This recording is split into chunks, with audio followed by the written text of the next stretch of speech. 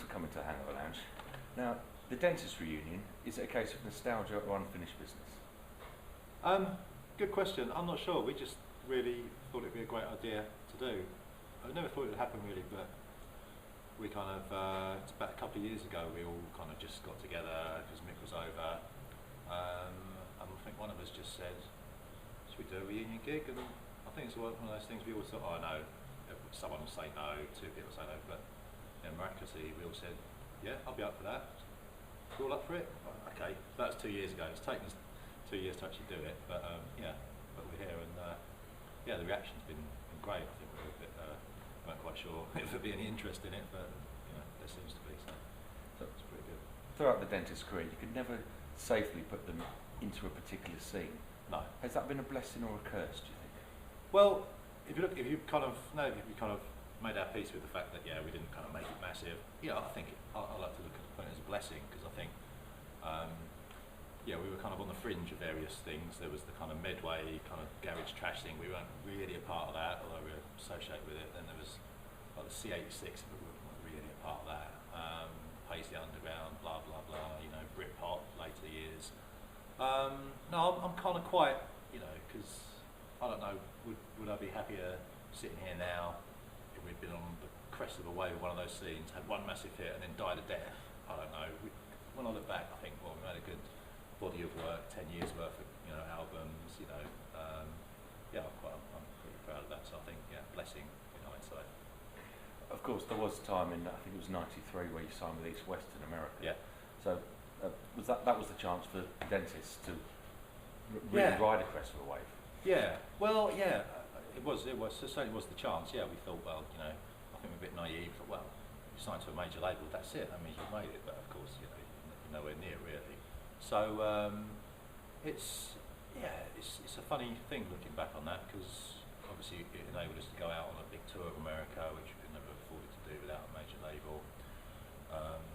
Enabled us to go into spend more time in the studio than we ever would have done, even though it was probably like the least amount of time any major label album act has spent in the studio. It's kind of coming from Medway and the kind of make an album in 12 hours up to the kind of spend 3 months making it. I think we were kind of somewhere in between on that. But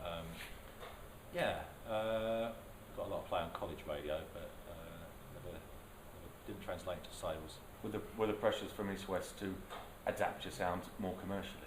No, not at all actually. We were quite surprised that they just, their A&R man, the guy who signed us, kind of turned up at the studio once or twice, just kind of sat there, didn't say much. Sounds great.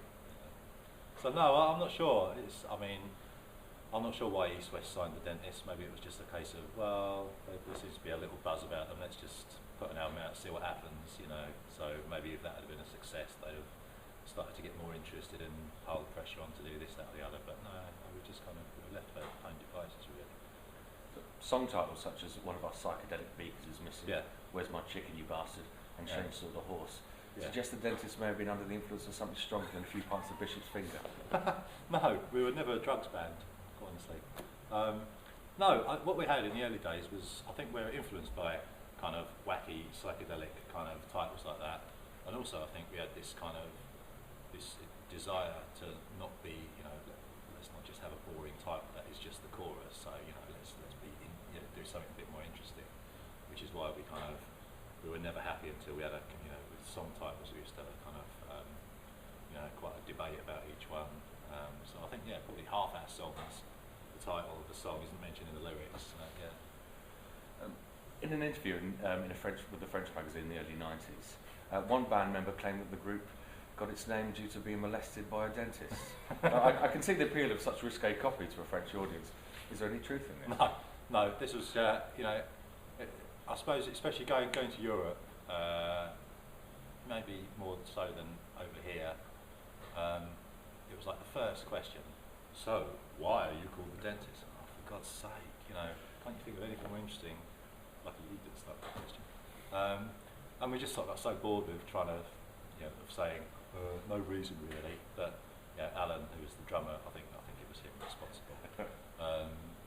Just made up this story just to make life a bit more interesting. So, looking back at the dentist's career from a distance, as you now can, what do you think has been the dentist's greatest achievement? I think that we were different in a lot of ways. That we had something that other. I mean, we obviously weren't the best band the world's ever seen, but I think we had a certain something that other bands didn't have, and we weren't.